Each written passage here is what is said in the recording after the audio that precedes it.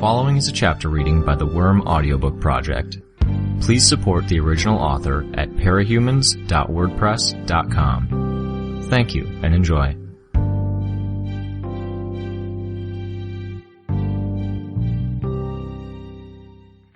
.10 Arcadia High was the school every kid in Brockton Bay wanted to attend. A big part of that was the fact that everyone knew the Wards attended Arcadia, and attending meant that any one of your classmates could be a superhero or superheroine. To anyone else, you could just as easily be one too. It wasn't a rich kid's school like Immaculata, but it was a good school. Every classmate treated other classmates with the utmost respect. Both the students and the school itself maintained a certain status and pride as a consequence.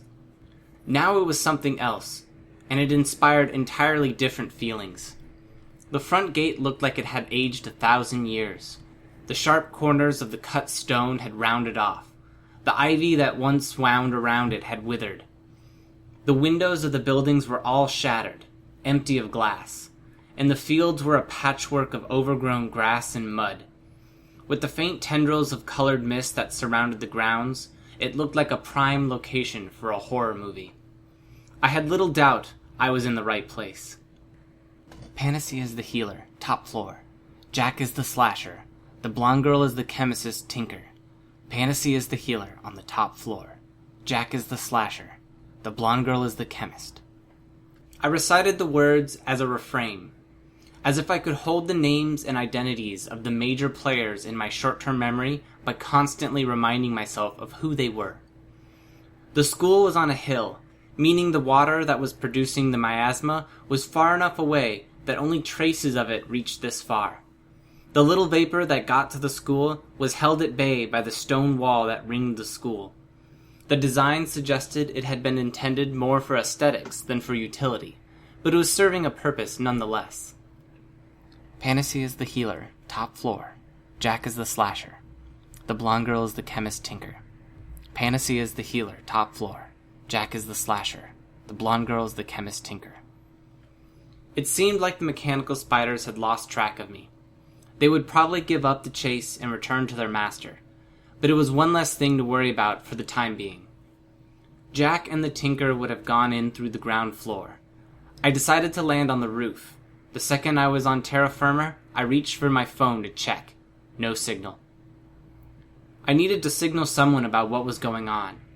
I was woefully under-equipped, and I doubted my ability to win this alone, especially when my opponents weren't as disadvantaged as I was. I could use something like a giant 9 crafted out of bugs floating over the school to signal that the pair was here. But there was no guarantee that someone would come. There was also the possibility that it would lead to the good guys dropping another bomb on us. That would get the healer and maybe even me killed. Panacea had to survive, or everyone in the city would die in the aftermath of Bonesaw's miasma. Panacea is the healer. She's on the top floor. Jack is the slasher. The blonde girl is the chemist tinker.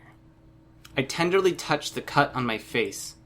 Jack had pulled back as I used the tinker as a shield, because the cut was fairly shallow.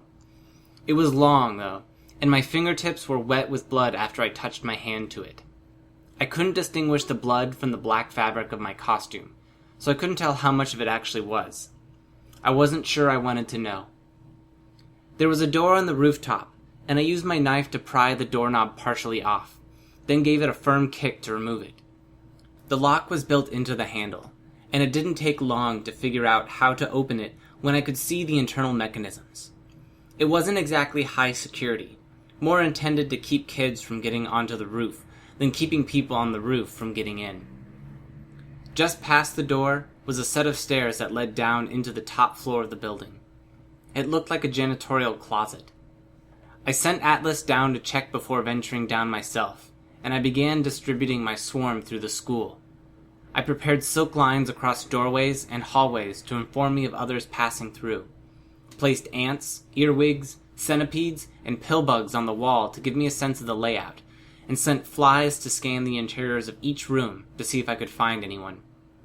Again, I repeated the refrain in my head, reminding myself about who was in the building. I wasn't sure it was helping, but I didn't want to get tricked again. There were 2 hallways and 3 classrooms my bugs couldn't enter without dying on the spot. That marked out a relatively small area that the 9 could be. The biggest issue was that I couldn't find Panacea.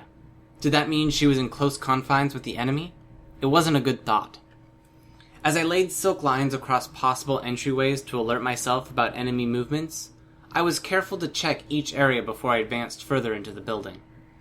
My eyes searched for details while my swarm scanned the walls and the ground.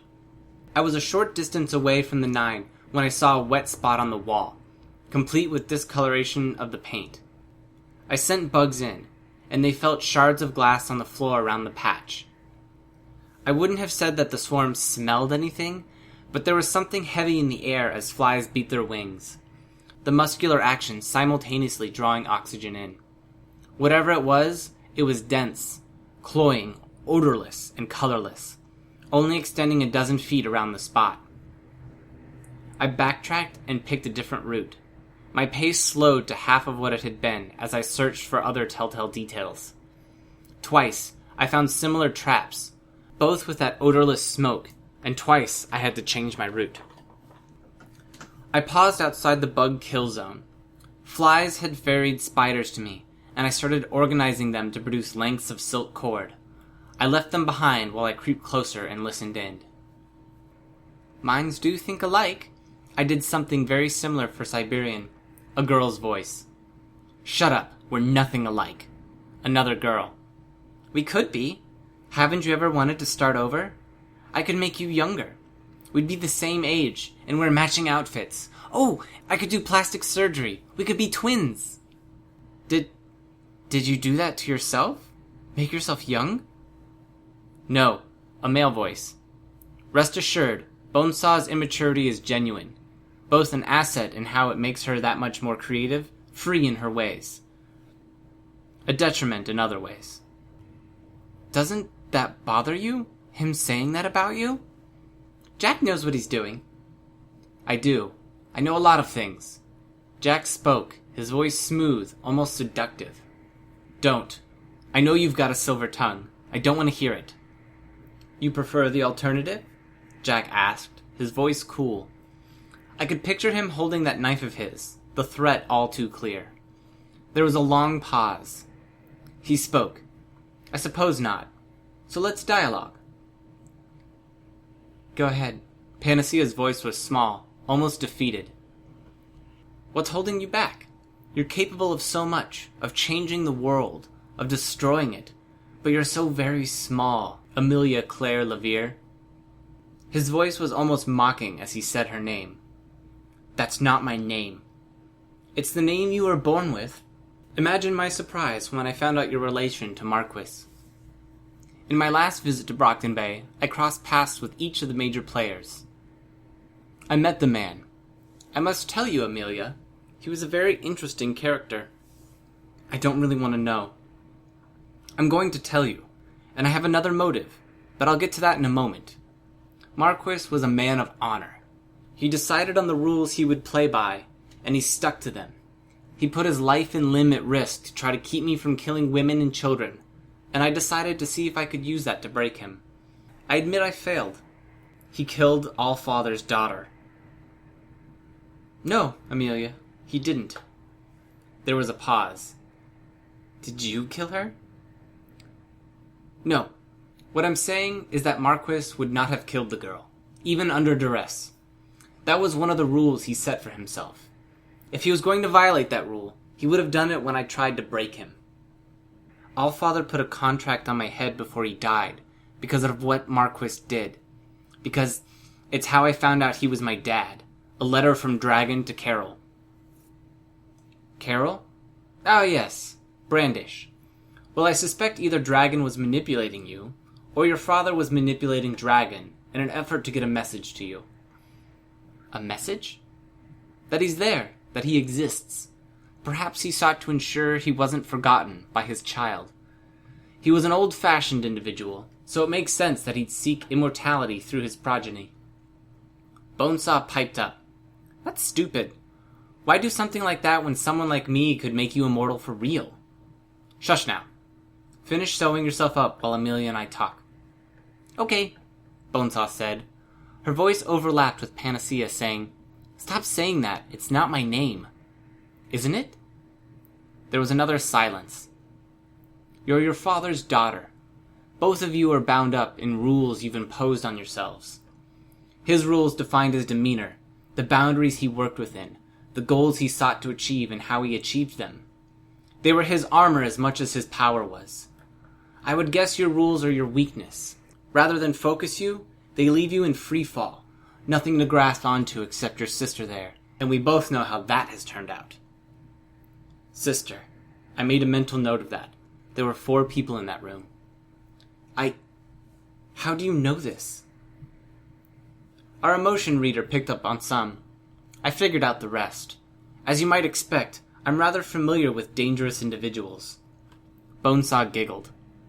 I didn't like the way this was going. I looked down the hall to see the doors.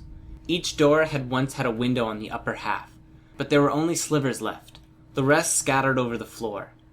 In an ideal world, some distraction would present itself, or the conversation would become a heated argument, and they would distract each other.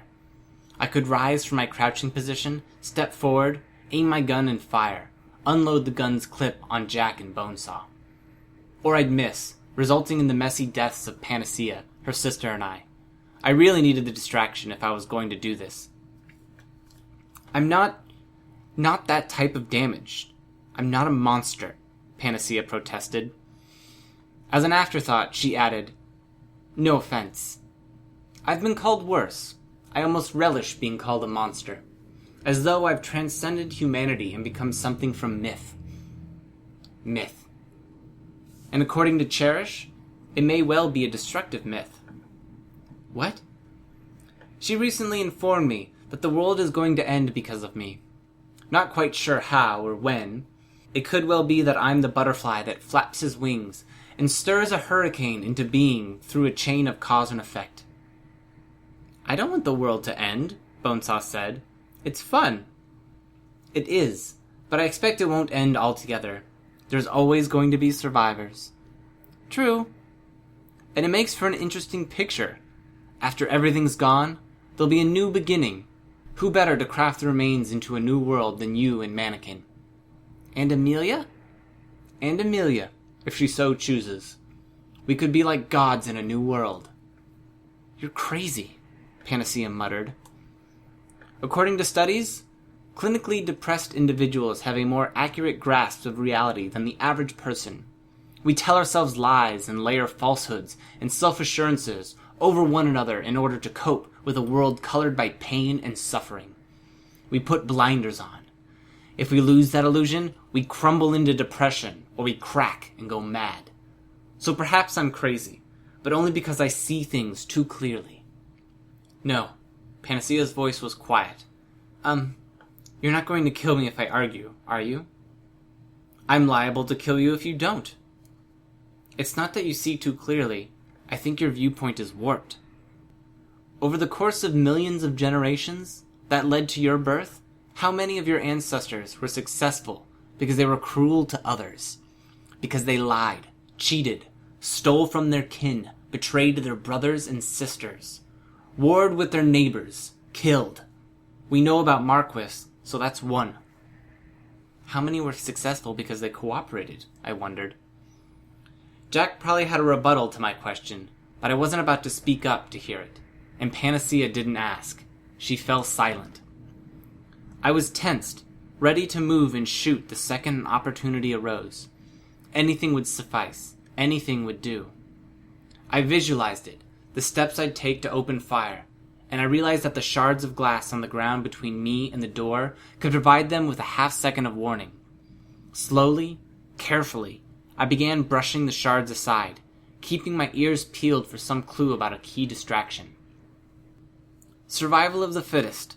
It sounds so tidy, but it's really hundreds of thousands of years of brutish, messy, violent incidents, billions of events that you'd want to avert your eyes from if you were to see them in person. And that's a large part of what shaped us into what we are. But we wear masks. We pretend to be good. We extend a helping hand to others for reasons that are ultimately self-serving. And all the while, we're just crude, pleasure-seeking, conniving, selfish apes. We're all monsters deep down inside. Again, one of those pauses that suggested something was going on that was visual and out of sight, rather than something I could overhear. Jack offered a dry chuckle. Did that hit home? I'm not that kind of person. Not a monster. I'd kill myself before I became like that. But you see how you could be like us. It wouldn't even be very hard. Just let go of those rules of yours. You'd get everything you'd ever wanted. Not family. Yes, family, Bonesaw cut in. You guys kill each other. That's not family. You're derailing our conversation, Bonesaw. Jack chided the girl. Amelia, when I say you could have everything you ever wanted, I'm telling you that you could live free of guilt, of shame. You could have your sister by your side, no more doubts plaguing you, no more feeling down. Haven't you laid in bed at night, wondering, praying for a world where you could have something like that? I'm telling you that you could have those things, and I promise you that the transition from being who you are now to being who you could be would be much quicker than you suspect. No, the defiance was half-hearted. Amelia, you could let yourself cut loose and love life for the first time since you were young. And just like that, her resistance crumbled. I've never felt like that. Never felt carefree. Not since I could remember. Not even when I was a kid. I see. From your earliest memory, what was that? In Marquin's home? No? Being taken home by the heroes and heroines that would become your false family? Ah, I saw that change in expression. That would be your earliest memory. And you found yourself struggling to adjust to your new home, to school and life without your supervillain daddy. By the time you did figure those things out, you had other worries. I imagine your family was distant, so you struggled to please them, to be a good girl. Not that it ever mattered. There was only disappointment. You sound like Tattletale. That's not a compliment. My ability to read people is learned, not given, I assure you. Most of the conclusions I've come to have been from the cues you've given me. Body language, tone, things you've said. And I know these sorts of things and what to look for because I've met others like you. That's what I'm offering you. A chance to be with similar people for the first time in your life. A chance to be yourself. To have everything you want and to be with me. I suspect you've never been around someone who actually paid attention to you. Tattletale did, and Skitter. I startled at that. I mean on a long-term basis. But let's talk about that. I imagine they were telling you, no, you aren't. You can be good. Yeah. But you didn't believe them, did you, Amelia? You spent years telling yourself the opposite. You're a bad person. You're destined to be bad, by circumstances and blood. And even though you didn't believe them, you'll believe me when I tell you no, you aren't a good person. But that's okay. It's not. You say that, but you believe me when I say it. There was another pause where Panacea didn't venture a response. Isn't it unfair? Through no fault of your own, the blood in your veins is the blood of a criminal. And that's affected how your family looks at you. You've been saddled with feelings that aren't your fault, and doomed to a life without color, enjoyment, or pleasure. Don't you deserve to follow your passions? A decade and a half of doing what others want you to do. Doing what society wants you to do. Haven't you earned the right to do what you really desire, just this once? That's not really that convincing. Panacea spoke, but she didn't sound assertive. I know. So I'll offer you a deal, if you'll indulge yourself. We'll surrender. What? I won't even make you do it now. Just look me in the eye and honestly tell me you'll do it. Drop all of the rules you've set yourself. I don't care what you do after. You can wipe your sister's memories, you can kill yourself, you can run away or come with us. And your side wins. Aren't we winning anyways? Up for debate. I'm really quite thrilled with the current situation. Very enjoyable. And we've certainly made an impact. This deal is a trap. You'll make me do it and then you'll kill me. I could, but I won't. Do you really have anything to lose by trying? If I'm going to kill you, I'm going to kill you regardless of what you say or do. 3.5 words. I'll do it. And we leave the city. I almost stood right then, to open fire before she made a decision one way or another. I had to convince myself to wait, that no matter what they were saying, they wouldn't leave right this instant. Then I heard the sound of glass crunching in time with someone's footsteps. With the length of time I'd waited for an opportunity, I was going to take what I could get. My heart pounded, my hands shook, even as I gripped the gun as hard as I could. But I let out a slow breath, and I drew myself smoothly to a standing position and stepped into the doorway, pointing the gun through the window frame in the door. They hadn't heard me move. It left me a second to take in the scene and make sure I was shooting the right people. They were in a music room that had been arranged with seats on a series of ascending platforms, backed by windows that had exploded inward, scattering the area with glass shards. At the bottom floor, there was a podium waiting for the teacher. Jack was walking up the steps to approach a girl. I knew he was Jack because he was the only male present. He was wreathed in thin white smoke, wore a light gray t-shirt marked with bloodstains and black jeans tucked into cowboy boots. A thick leather belt had a variety of knives, including a butcher's cleaver, a stiletto, and a serrated blade.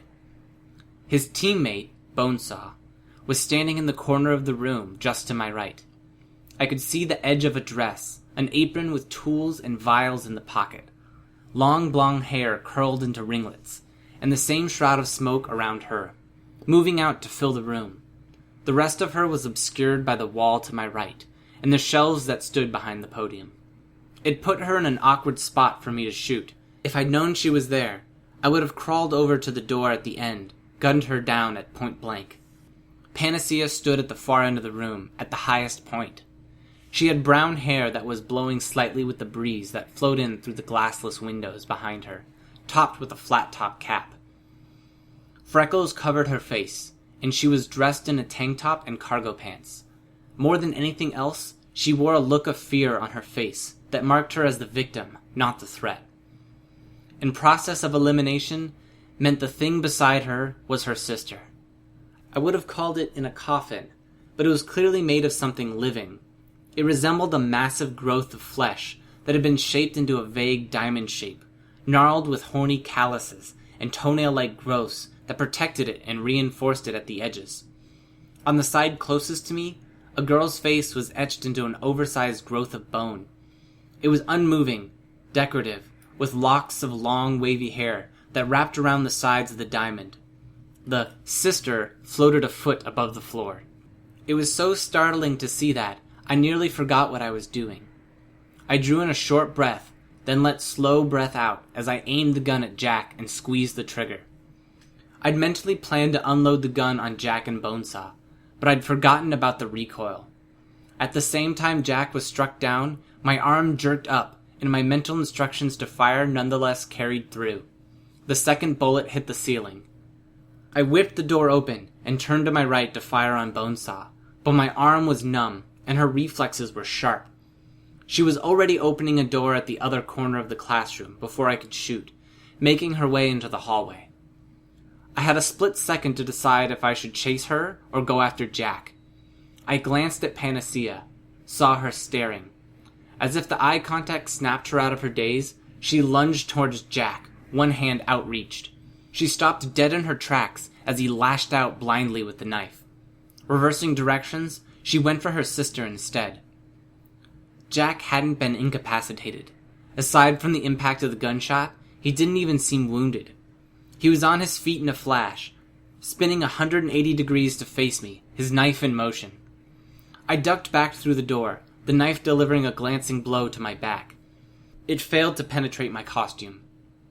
Oddly enough, moving into the hallway and putting my back to the wall made me feel like I'd committed to fighting Jack, even if I might have been in a better position to go after Bonesaw.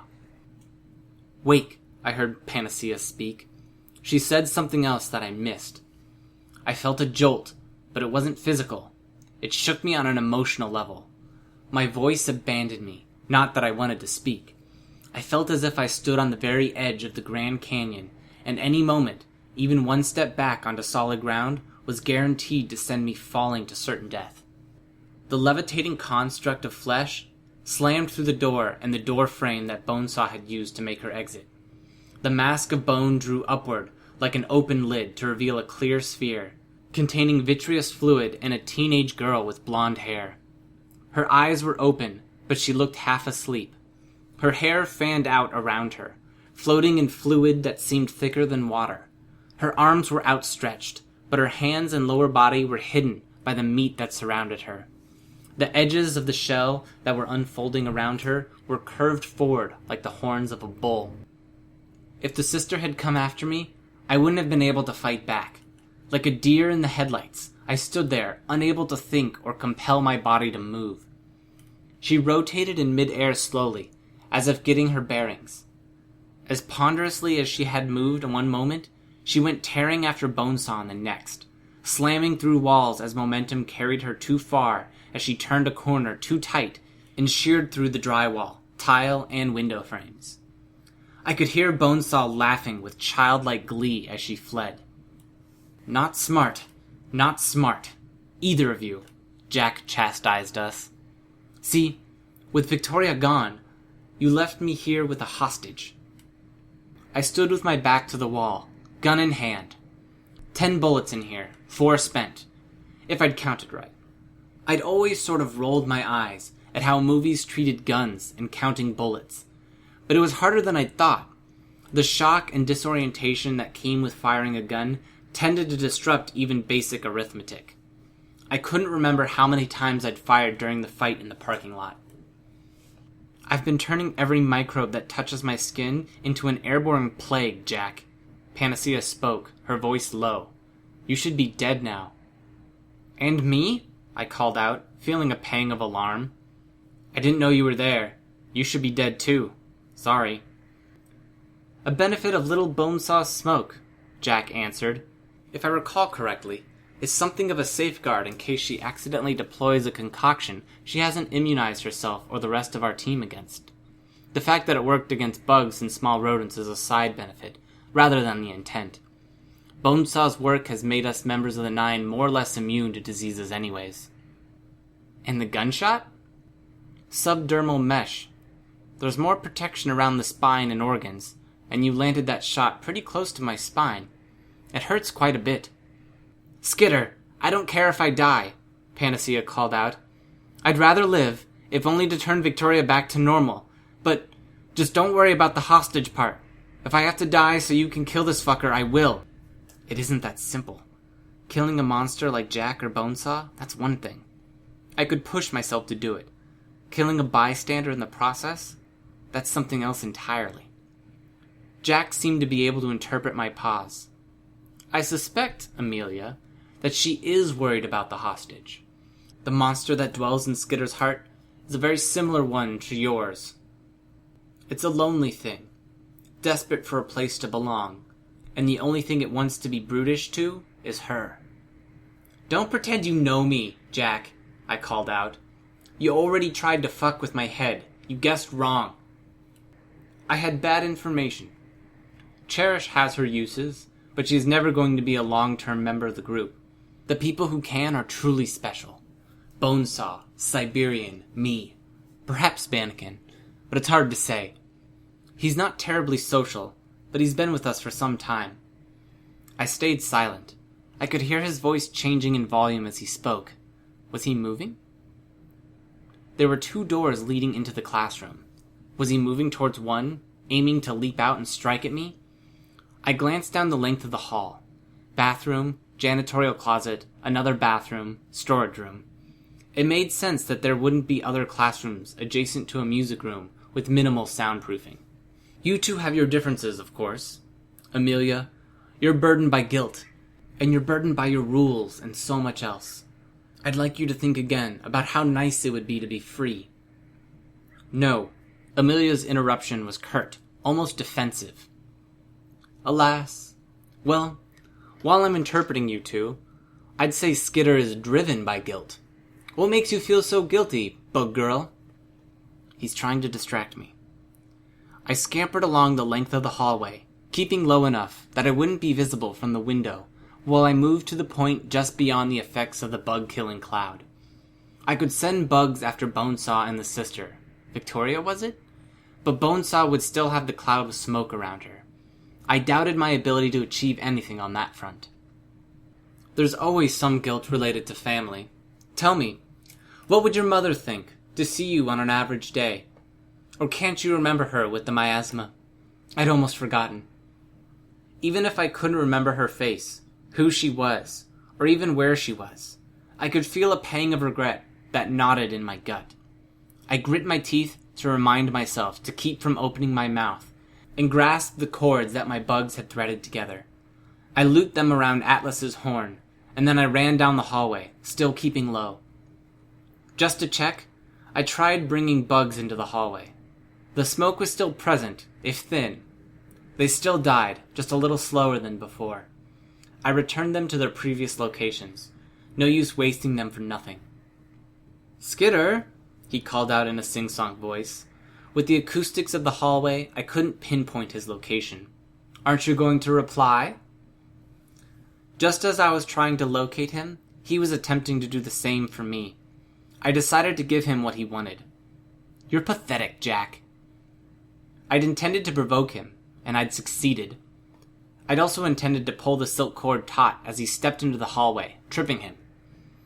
Instead of opening the door, he leapt through the open window in the upper half of the door.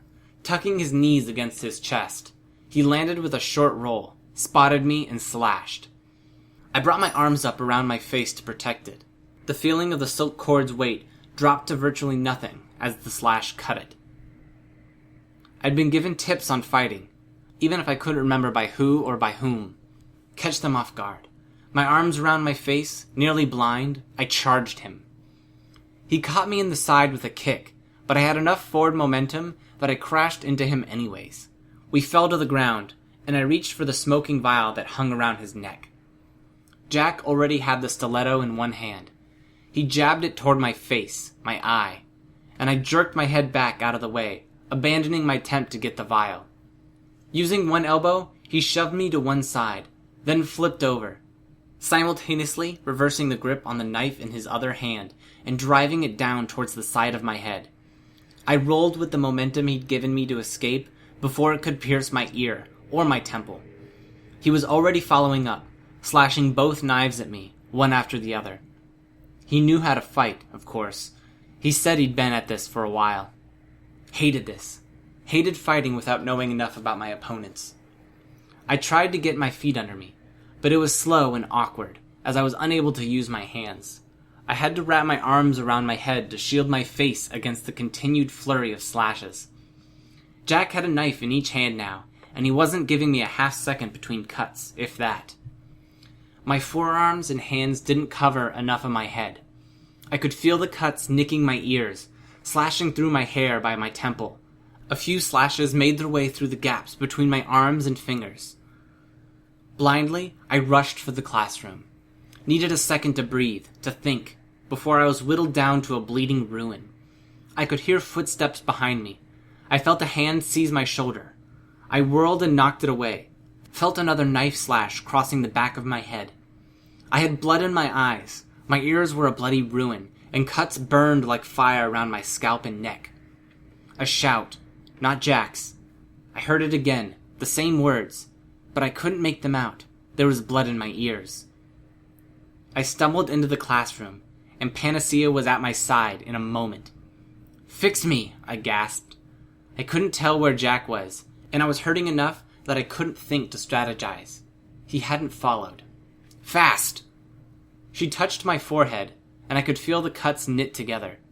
But there was another injury that wasn't mending. The red miasma took away my ability to recognize people. I don't know anything about the people I'm fighting. Fix my brain. I can't. If you don't fix me, Jack could win and billions could die. If you don't cure whatever it is that Bonesaw's done with this miasma, I and 10,000 others could die of degenerative brain disease. You don't understand. I can't cure brain damage. My heart fell.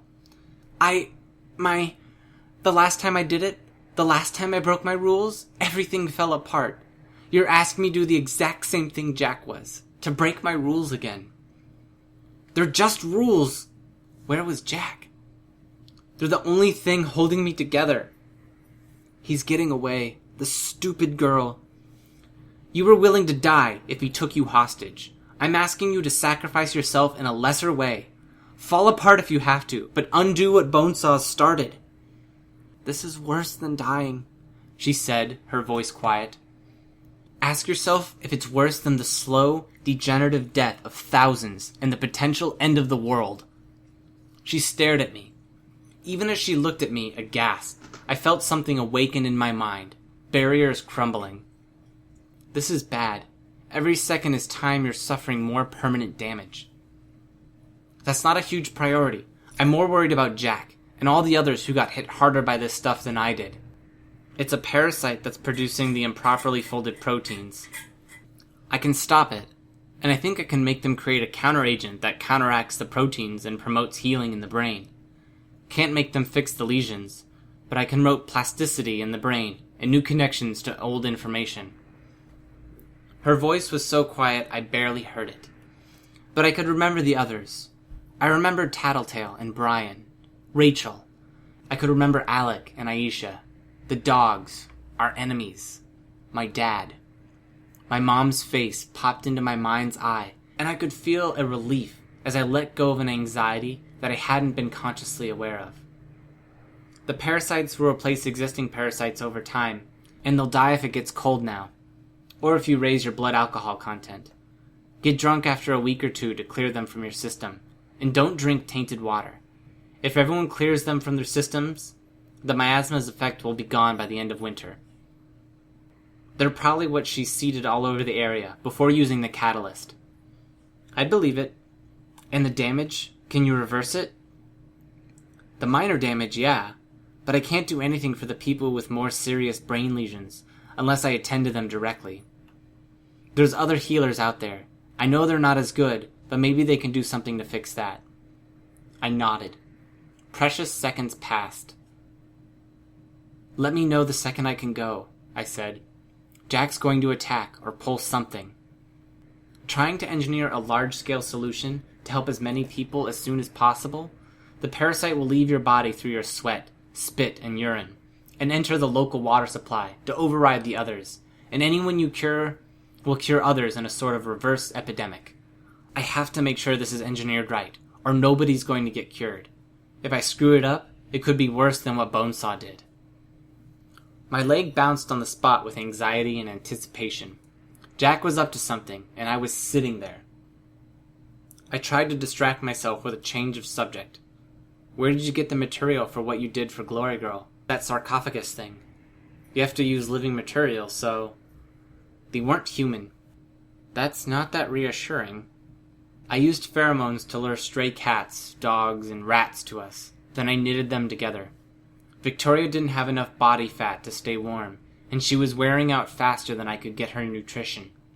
She's going to return to normal, though. Just a little more time. I have to ensure she's totally together inside the cocoon, then disconnect her from it, and make sure she reaches a physical equilibrium afterwards. Once I know she'll recover, she trailed off. Amy, go. You're done. Go after Jack. I hesitated. There was a look in her eyes, dark. She wasn't meeting my gaze. I turned and ran. Atlas was waiting on the rooftop as I ascended the stairs. Too much time lost. My body was a counteragent for Bonesaw's prion generators, but I had to find Jack and Bonesaw. I could scout the area with my bugs, vaguely sense the areas they traveled by seeing what spots murdered my bugs on contact, but I still had to track their movements. Glory Girl was hovering over the school, searching for Bonesaw. The cocoon, as Amy had called it, was damaged much as the school gate had been, but Glory Girl was still intact inside. The fact that she was looking made it very possible that we were facing the worst-case scenario. The bug-killing smoke extended outside of the school gates. It was hard to verify if they'd gone that way and corked the flow of smoke, or if it was traces from before. My only resource and means of detecting it was my bugs, but testing it meant killing them by the dozens, if not hundreds. If they stayed on the grounds and I left, it could mean something ugly for Amy and Glory Girl. Conversely, if they'd left and I stayed, it could mean disaster for everyone else. I left, flying Atlas in an ever-expanding circle, reaching out with my bugs to scan the surroundings. With a mixture of relief and fear, I realized that Bonesaw's extermination smoke was stronger a half-mile away. I'd been lucky enough to guess right. They'd split up, 2 trails extending down different streets. My bugs felt around to see where the death zone was, a few dropping each dead each time. Their numbers whittled down. It was like a game of Battleship, with constantly moving ships and limited ammunition. 3 trails. I stopped in midair. 3? I gave chase to the nearest one, abandoning Atlas to pursue the subject into an alley, through a hole in the wall and into a derelict building, past a pile of rubble. This wasn't right. It was too nimble, moving through spaces too small for even Bonesaw. And before I even returned to Atlas, there were 6 trails in total that were branching out around us. In another few minutes, there were a dozen. Our group had used this method some time ago, using Gru's power to slip away from the bank robbery. But how were they doing it? It wasn't just the wind carrying the gas down misleading alleys. Were there living creatures carrying vials of the stuff? Mechanical spiders. They'd found their maker, and Bonesaw was using them to distribute the vapor and cut off my swarm sense. They'd escaped. Hi, this is Snagger. You just finished listening to a chapter from Arc 14, Prey, from the web serial Worm by Wildbow. This production is brought to you by the Worm Audiobook Project. If you would like to know more about us or to volunteer your own services, please check us out at audioworm.rein-online.org. You can download or listen to every chapter directly from our site, or you can find us on iTunes or any podcast app under Worm Audiobook. Thanks for listening.